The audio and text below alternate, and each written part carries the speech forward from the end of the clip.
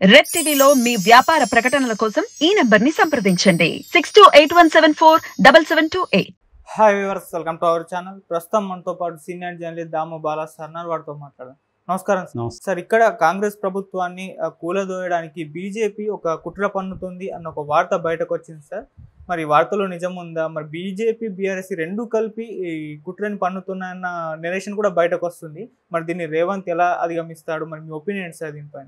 ఇందాకే ఒక వార్త వైరల్ అవుతుంది. అదేంటంటే బీజేపీ బీఆర్ఎస్ ఒక ప్లాన్ చేస్తున్నాయి కాంగ్రెస్ ను కూలదోయడానికి. ఇంటర్నల్ ఆపరేషన్ ఒకటి స్టార్ట్ అయింది. అది బీఆర్ఎస్లో ఉండే 2 ఎమ్మెల్యేలకు అప్పగించారు. ఈ ఎమ్మెల్యేల ద్వారా బీజేపీ కలిసి కాంగ్రెస్ను కూలదోయడానికి ఒక ప్లాన్ చేస్తుంది. అందుకని కవితను అరెస్ట్ చేసి మొత్తం ఇష్యూని ఆ వైపుగా డైవర్ట్ చేసి మెల్లమెల్లగా లోపలనే ఎవరికి తెలియకుండా ఈ ఆపరేషన్ జరుగుతుంది అన్న ఒక పుకారు వచ్చింది. దీంతో రేవంత్ రెడ్డి అలర్ట్ అయ్యారని చెప్తున్నారు.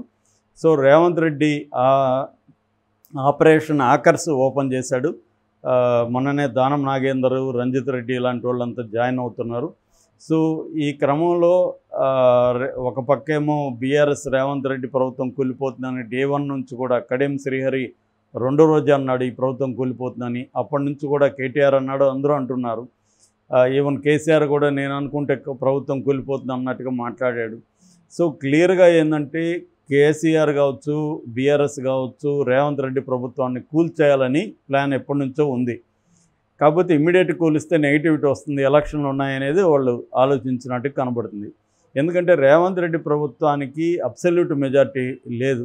ఓన్లీ 60 సీట్లు ఇక్కడ రావాలనుకుంటే వాళ్ళకి 4 మాత్రమే కాంగ్రెస్ నుంచి మెజార్టీ ఉంది. ఒక సిపిఐ సభ్యుడు ఉన్నాడు కొత్తగూడెం.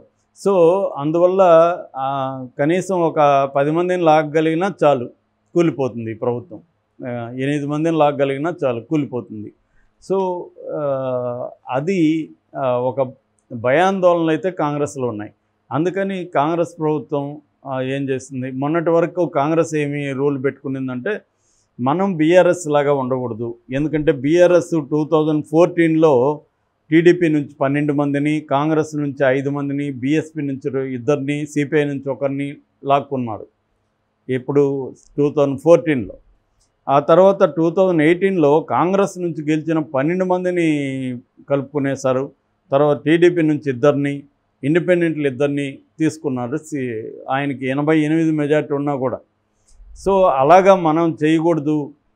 మనకి కొంత మనం అవన్నీ విమర్శించినాం కాబట్టి ఇప్పుడు మనం కూడా అదే చేస్తే ప్రజల్లో కూడా వ్యతిరేకత వస్తుంది.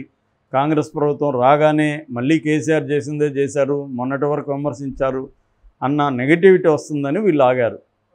అయితే ఏమైంది, బీఆర్ఎస్ వాళ్ళు విపరీతంగా అటాక్ చేయడం ఒక పక్క చేస్తున్నారు. ఏది కూలిపోతుందని, మేము కూల్చేస్తామని చెప్తున్నారు.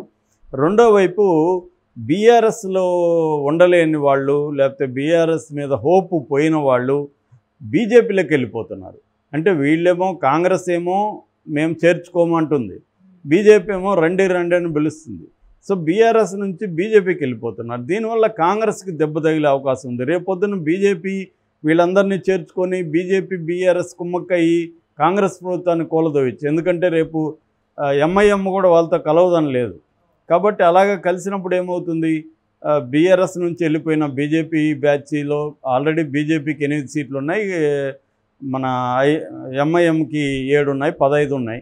15తో పాటు బీఆర్ఎస్ నుంచి కూడా వెళ్ళిపోయి కాంగ్రెస్లో నుంచి కూడా చీలికి తేగలిగితే అప్పుడు కాంగ్రెస్ ప్రభుత్వం కూలిపోతుంది.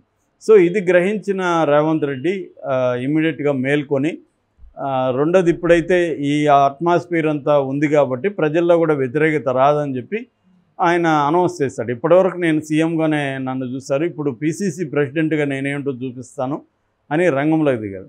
రంగంలో దిగి ఎవడెవడు అసంతృప్తి ఉన్నారు, ఎవరెవరు కాంగ్రెస్లకు వచ్చే పద్ధతి ఉంది మొత్తం లిస్ట్ అవుట్ చేసుకొని వాళ్ళతో అందరితో మాట్లాడి వాళ్ళకి రకరకాల హామీలు ఇచ్చి వాళ్ళని తీసుకుంటున్నారు. సో అయితే కాంగ్రెస్ అధిష్టానం అంటే సోనియా గాంధీ వీళ్ళ కూడా, సోనియా గాంధీతో సుదీర్ఘంగా నిన్న సమావేశం అయ్యాడు రేవంత్ రెడ్డి ఢిల్లీలో. వీళ్ళందరూ రేవంత్ రెడ్డిని హెచ్చరించారని చెప్తున్నారు. ఒక 2 ఎమ్మెల్యేలు మాత్రం తీసుకోవద్దు, వాళ్ళు ప్లాన్డ్గా కాంగ్రెస్లో చేరి కాంగ్రెస్ని చీల్చే ప్లాన్ వాళ్ళు ఇంటర్నల్గా.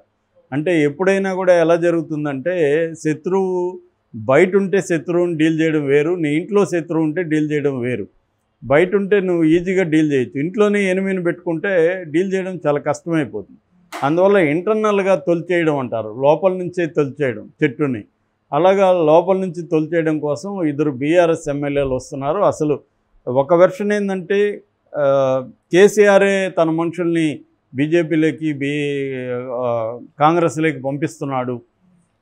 దానికి ఇన్స్పిరేషన్ చంద్రబాబు ఏంటంటే వేరే పార్టీలోకి తన మనుషుల్ని చేర్పించడంలో చంద్రబాబు చాలా ముందు చూపుతూ ఉండేవాడు. ఆ మధ్య బీజేపీలోకి కూడా 4 ఎంపీలని పంపించాడు. అలాగా కేసీఆర్ కూడా కాంగ్రెస్లోకి కొంతమందిని తన వాళ్ళని పంపించి కాంగ్రెస్ని చెల్చడానికి ప్లాన్ చేస్తున్నారు అనేది అధిష్టానం చెప్పిందంట. ఆ 2 ఎమ్మెల్యేలు మాత్రం తీసుకోవద్దని. ఇప్పుడు ఆ 2 ఎమ్మెల్యేలు ఎవరనే పెద్ద చర్చ జరుగుతుంది అనమాట. సో దానివల్ల రేవంత్ రెడ్డి ఏం ప్లాన్ చేస్తున్నాడంటే మొత్తం 26 మంది ఎమ్మెల్యేలు కానీ లాగగలిగితే అప్పుడు ఏమవుతుందంటే బీఆర్ఎస్ అఫీషియల్గా మెర్జ్ అయిపోతుంది కాంగ్రెస్లో 26 మంది చేరితే. సో దానికోసం ట్రై చేస్తున్నారు. అందుకనే బీఆర్ఎస్ మీద అటాక్ కూడా స్టార్ట్ చేశారు. మీరు కేవలం 4 మిగులుతారు అంటే కేసీఆర్, కేటీఆర్, హరీష్ రావు, కవిత, ఈ 4 మిగులుతారు, బీఆర్ఎస్ అంతా ఖాళీ అవుతుంది అనేది కూడా వీళ్ళు ప్రచారంలోకి తీసుకొస్తున్నారు. సో ఈ ఇంటర్నల్ ఆపరేషన్ని ఇప్పుడు ఇతను ఎలా చేస్తాడు, రేవంత్ రెడ్డి ఎలా డీల్ చేస్తాడనేది ఇంపార్టెంట్. ఎందుకంటే బీజేపీ రోల్ని ఇప్పటికి కూడా కరెక్ట్గా గెస్ చేయలేకపోతున్నారు. యాక్చువల్గా బీజేపీతో పొత్తు కోసం కేసీఆర్ ట్రై చేశాడని చెప్తున్నారు. కానీ బీజేపీ కేసీఆర్తో పొత్తు పెట్టుకోకుండా కేసీఆర్ని తొక్కేద్దామని బీజేపీ అనుకుంటుందని ఒక వెర్షన్ బయటకు వచ్చింది. అయితే ఇప్పుడు వస్తున్న వెర్షన్ ఏంటంటే బీజేపీ బీఆర్ఎస్ కుమ్మక్కైనాయి. ఈ కవిత అరెస్ట్ అంతా కూడా డ్రామా. కవితని కొద్ది రోజులు అలా పెట్టుకొని మళ్ళీ ఆమెకు బెయిల్ ఇప్పించి బయటికి పంపించేస్తారు. అందుకనే కవితకి ఈడీ ఆఫీసులో కూడా మంచిగా ప్రత్యేకమైన ఏసీ రూమ్ ఇచ్చి మంచిగా చూసుకుంటున్నారు. ఇంటి నుంచి ఫుడ్ వస్తుంది, రోజు ఈవినింగ్ వీళ్ళు వెళ్ళి కలిసి వస్తున్నారు కేటీఆర్, హరీష్ రావు. అలాగా ఏ రకంగా చూసుకున్నా కవితకు అక్కడ ఏ రకమైన ఇబ్బంది లేవు. అక్కడ మంచిగా గెస్ట్ హౌస్ లాగా ఉంటుంది, ఆమె మంచిగా పుస్తకాలు చదువుకుంటుంది. సో కాబట్టి ఆమెకి ఏ రకమైన ఇబ్బందులు లేవు అక్కడ. ఈరోజు వాళ్ళు పిటిషన్ కూడా వెనక్కి తీసుకున్నారని వార్త ఇందాక వచ్చింది. సుప్రీంకోర్టులో వేసిన పిటిషన్ కూడా వెనక్కి తీసుకున్నారని. సో ఇవన్నీ చూస్తూ ఉంటే కేసీఆర్ కూడా ఇప్పటివరకు దీని మీద ఒక ఖండన కానీ ఏమీ ఇవ్వలేదు. నిన్న కూడా ఆయన కూల్గా ఏం జరగనట్టు ప్రవీణ్ కుమార్ బీఎస్పీ నుంచి రిజైన్ చేసి ప్రవీణ్ కుమార్ని పార్టీలోకి తీసుకొని ఆయన్ని నేను త్వరలోనే సెక్రటరీగా బీఆర్ఎస్ సెక్రటరీగా పోస్ట్ ఇస్తున్నాను, అనౌన్స్ చేస్తున్నానని చెప్తున్నాడు. అది చూస్తే అసలు ఏమీ జరగలేదేమో అనిపిస్తూ ఉంది. అంటే కూతుర్ని తీసుకెళ్ళి అరెస్ట్ చేసి వాళ్ళు విచారిస్తుంటే కేసీఆర్ ఎంత కూల్గా ఎలా ఉన్నాడు, ఎందుకు ఖండించట్లేదు అన్న విమర్శ వస్తుంది. అంటే ఇదంతా చూసినప్పుడు బీఆర్ఎస్ బీజేపీ కుమ్మక్కైనాయా, కుమ్మక్కయ్యి కొంతమందిని కాంగ్రెస్లోకి పంపించి ఇంటర్నల్గా కాంగ్రెస్ను బ్రేక్ చేయడానికి ట్రై చేస్తున్నారా అన్న ఒక డౌట్ అయితే కాంగ్రెస్ అధిష్టానానికి వచ్చింది. అందుకనే కాంగ్రెస్ అధిష్టానం కూడా తన ఇంటెలిజెన్స్ నెట్వర్క్ని ప్రవేశపెట్టిందని చెప్తున్నారు. దాంట్లో భాగంగానే 2 ఎమ్మెల్యేలను మాత్రం తీసుకోవద్దు, మిగతా ఎవరెవరిని తీసుకోవాలి ఎవరెవరిని తీసుకోవద్దు అనేది చాలా సుదీర్ఘంగా చర్చ జరిగింది ఢిల్లీలో అని చెప్తున్నారు. సో రేవంత్ రెడ్డి కూడా హుషారుగా ఉండాల్సిన అవసరం ఉంది. ఎందుకంటే కేసీఆర్ని తక్కువ అంచనా వేయలేము, ఆయన చాలా పెద్ద స్ట్రాటజిస్టు. అలాగే మోడీని ఇంక చెప్పాల్సిన అవసరం లేదు. పార్టీల్ని నిర్వీర్యం చేయడంలో, పార్టీల్ని తొక్కేయడంలో బీజేపీని మించిన వాళ్ళు, మోడీని మించిన వాళ్ళు ఈ దేశంలో ఎప్పుడూ కూడా చరిత్రలో లేరు. అంతగా వాళ్ళు ప్రతి పార్టీని వాళ్ళు కంట్రోల్ చేయగలిగారు దేశవ్యాప్తంగా. అందుకనే వాళ్ళు 400 టార్గెట్ కూడా పెట్టుకోగలిగారు 2024లో. అది ఎప్పుడు మామూలుగా అయితే సాధ్యం కాదు.